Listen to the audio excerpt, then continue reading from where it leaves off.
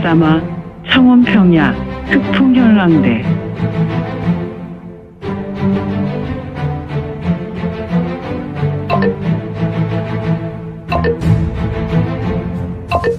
구독과 좋아요, 알림 설정 부탁드립니다. 제13화 창원평야 흑풍현랑대. 성문이 보고 있는 민둥사는 석회와 마사토가 줄을 잃었기 때문에 쉽게 굴을 파고 그곳에 자리나 토구를 만들 수 있는 특징이 있었다. 물론 이곳 청해에는 이러한 산들을 종종 만날 수 있었지만 그렇다고 청해의 산이나 동산이 많은 것은 절대 아니었다.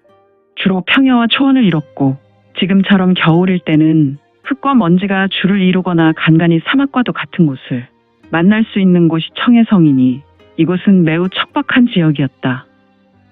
아무튼 현재 유성문은 이곳 민둥산 흑풍현랑대의 소굴에 자리했다. 그는 천천히 걸어가 여러 개의 굴 중에 제일 허름하게 생긴 굴로 걸어가고 있었는데 때는 축시가 지나 인시로 나가는 시점이었으니 저벅. 성문은 얼굴에 미소가 가득하였으며 그의 걸음은 매우 여유 있는 걸음이었다.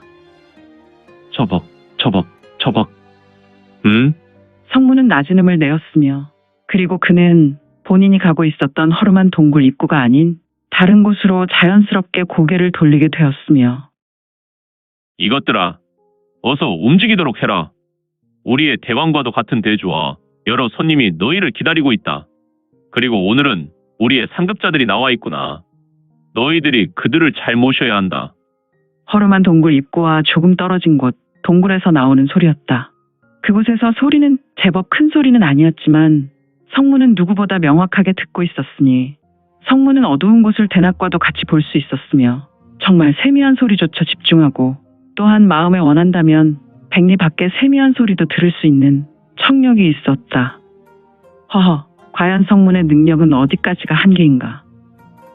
원래부터 강옥 무림에서는 단계별 고수들이 존재하는 것인데 중원 강옥 무림에서 그저 이름 없는 낭인들은 3류에 속했고 지방 이름 없는 문파의 문화들은 대부분 2류에 속한 무사들이었다. 이들은 그저 문파의 이름 없는 무공을 연마하였고 또한 이들은 내가 공부의 내공력이 기껏 한 10년 내지 15년의 내공의 수준이었으며 이것에 속한 무사들이었다. 또한 각 지방 문파의 일대 제자나 중원 무림의 구파일방에서 일대 제자들은 인류에 속한 무인들이었다. 이것보다 더욱 높은 무사들을 절정이나 초절정, 더 수준 높은 무인들을 화신경 또는 출신이 퍼지경의 고수라 부른다. 사실 화신경의 고수들은 내공력의 부족을 느끼지 못하여 검기나 권기 등을 막힘없이 뿌려대는 고수라 하겠다. 그 이후는 말해서 무엇하겠는가. 정파에서 화신경은 마교에서 탈마를 뜻하는 것이며 그 위로 공령지체인 현경, 그 위로 우주경이나 자연경 등이 있으나 중원에서 무공이라는 개념이 생기고 강옥 무림이라고 명확하게 명명하기 시작할 때부터 현경의 수준에 올랐다는 인물은 없었다. 물론 낭설과 강옥 호사가들이 만들어내는 이야기 속에 황제, 치우, 염제 등과 같은 인물들은 신으로 묘사되었으며 이들은 이미 현경을 넘어서는 수준이었고 간혹 마교의 인물들은 천마에 대해서 탈마를 넘어서 그 이상의 수준으로 증언하였으며 정파에서는 소림사의 달마나 무당파의 장산봉 정도 현경을 넘어선 인물로 표현할 정도였지만 이는 정확하게 확증할 수 없는 사안이었다. 아무튼 과연 성문의 수준은 어디까지인가? 다만 단편적으로 알 수 있는 사실은 성문이 오랜 세월이 지나고 있지만 그의 외모에 변함이 없다는 것이다. 그렇다면 그는 반박귀진을 지나 등봉조국을 넘어서서 발로환동의 차원에 이르는 현경의 수준을 상회한다는 짐작만 할 뿐이었다.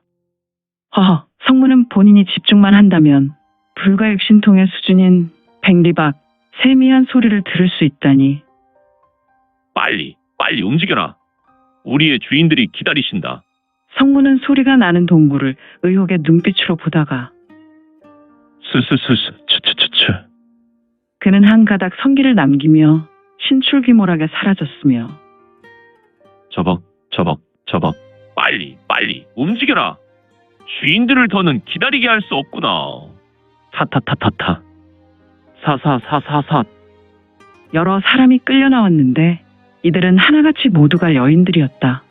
약 20여 명의 여인이었으니 이들의 나이는 12살 정도로 보이는 아이부터 30대 여인들도 보였다. 두 사람의 남자들이 손에 돌을 들고 허리에는 채찍을 메고 있었으며 여인들은 이들에게 강제당하는 것으로 보였고 여인들은 손목에 밧줄로 묶여 있었다. 물론 여인들의 손목에 매인 밧줄은 도망치지 못하도록 20여 명 모두를 이어서 매었기도 하였다. 그런데 여인들은 서로 붙어서 총총걸음을 하였으며 이때 한 여인이 넘어져 버렸는데 이 여인이 넘어지니 모두가 붙어서 총총걸음으로 움직이다 보니 여인들 7, 8명이 한 번에 넘어지게 되었다. 이런 쌍. 일어나라 이년아. 너 같은 것이 이곳에서 바닥을 기면 우리가 상전들에게 핀잔받는단 말이야. 그것은 곧 우리가 아침에 식사할 수 없게 될 참사를 맞는단 말이다. 휙, 석. 두 사람 중에 한 인물이 자신의 채찍을 들어서 넘어지게 한 여인에게 채찍질하려고 할 때 이봐, 자네! 미쳤나? 아니, 왜? 한혈랑된 무사로 보이는 인물이 여인에게 채찍질하려고 할 때 다른 동료가 그의 팔을 잡고 이를 제지하였다. 참!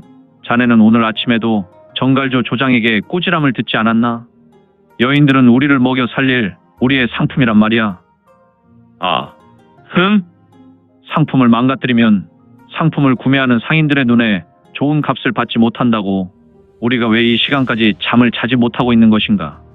다 파사국 상인과 중원 상인과 왜 상인들 때문에 이러고 있는 것인데 만약에 노예들의 값을 제대로 받지 못한다면 우리는 죽을 고생을 더 해야 한다고. 그래, 그것은 자네 말이 맞네. 더군다나 저녁 시간에 대리국 공녀가 도망했으니 지금 대주의 마음이 좋지 않을 것이란 말이야. 역시 자네는 언제나 나의 말을 속히 알아듣지. 그래, 알았어. 물건들을 상하게 하면 안 되지. 두 사람은 아주 우명하게 웃었다. 이제 너희들은 속히 일어나라. 우리가 너희를 상하게 할 수는 없지만 고통을 줄 수는 있다. 오늘 아침부터 굶기면 되지. 만약 너희가 오늘 상인들에게 팔린다고 하여도 상인들은 내일까지 우리와 함께 할 수 있으니까 너희가 우리의 말을 듣지 않는다면 오늘 아침부터 식사는 없구나. 그러니 말을 잘 듣도록 해라. 속히 일어나라. 이 무사의 호통에 여인들은 공포에 눈빛을 하며 속히 일어났다. 물론 손이 묶여있는 고로 조금 불편하게 행동하였다. 그리고 두 무사는 20여 명의 여인을 인솔하여 허름한 동굴 입구로 몰아 들어갔다. 여인들은 두 무사의 무력에 끽소리도 할 수 없었으며 오직 그들의 명령에 따를 수밖에 없었으니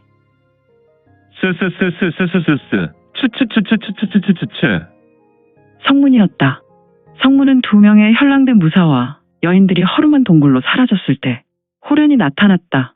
역시 성문은 은은히 불어오는 겨울바람의 얇은 흑색 무복과 그의 긴 머리칼은 날렸으니 그는 허름한 동굴 입구를 노려보았으며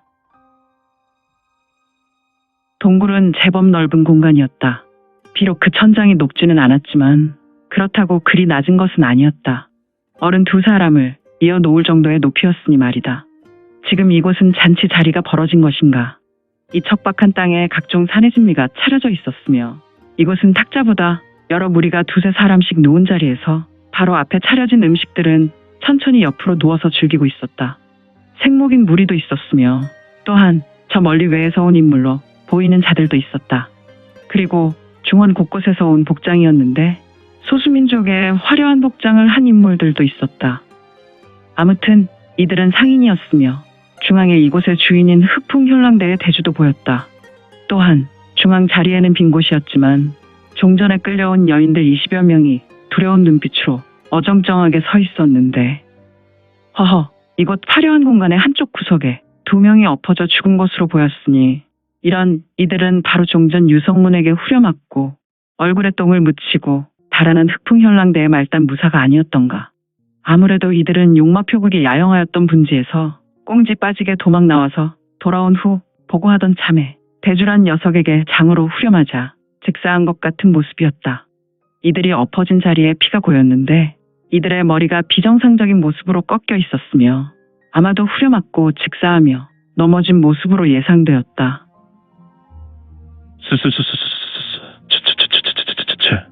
다시 성문이었다. 천장 벽면은 원형의 모습이었는데 이를 두르는 기둥이 24개나 되었다. 천장이 무너지지 않도록 제법 든든하게 버티고 있는 석재 기둥이었고 성문은 한쪽 구석 조금 어두운 자리에 나타나 몸을 움츠리고 장중을 내려다보았으니 성문의 모습은 환경과 동화된 모습으로 성문이 있었던 자리를 유심히 보아도 성문이 있을 것이란 생각조차 하기 힘든 모습으로 은폐, 엄폐하고 있었다. 허허, 이더 성문의 무공인가? 흐흐흐흐. 히히히히. 두세 사람씩 자리를 비스듬히 놓은 사람들은 자신 앞에 놓인 각종 과일을 뜯어먹으며 중앙에 있는 여인들을 하나하나 뜯어보고 있었는데 하나같이 이리가 어린 양을 잡아먹겠다고 여인들을 머리끝에서 발끝까지 천천히 훑어보고 있었다. 중앙에 있는 현랑대 대주의 모습은 어라, 저 녀석이 여기에 있었나? 성문은 중앙에서 아주 우명한 미소를 짓고 있는 자를 보았다. 성문은 이 자를 보며 그 눈을 떨칠 수 없었으며 세월이 변했지만 나는 내가 누구인지 명확하게 알아볼 수 있구나. 이미 10년의 세월은 흘렀지만 여전히 괴악한 얼굴의 소유자. 북악천자 청아형의 목숨을 가지고 도망한 녀석. 내 녀석이 이곳에 떠리를 틀고 앉아 있었다니. 성문의 눈에서 은빛 기광이 쏘아져 나왔다. 성문은 가림백호군의 일원인 무당파의 태극도인 검성 청아 진인을 기억해내었다. 그리운 동료이자 형이었던 청아.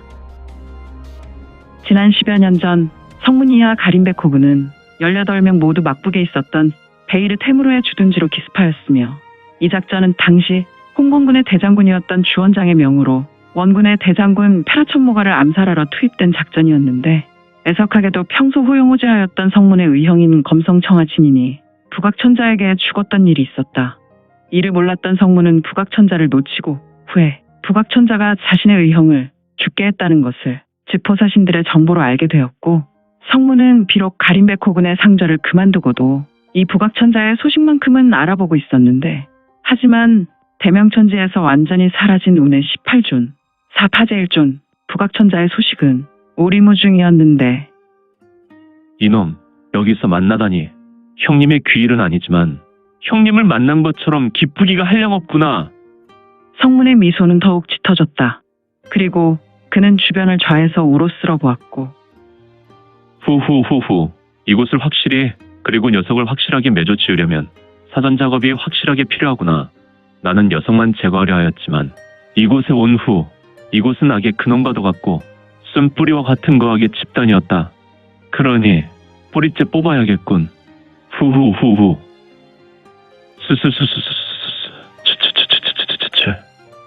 성문은 호련히 사라졌고 도대체 성문은 무엇을 하려는 것일까? 그가 사라진 자리에는 한 줄기 성기가 피어올랐으며 오늘 준비한 내용은 여기까지입니다.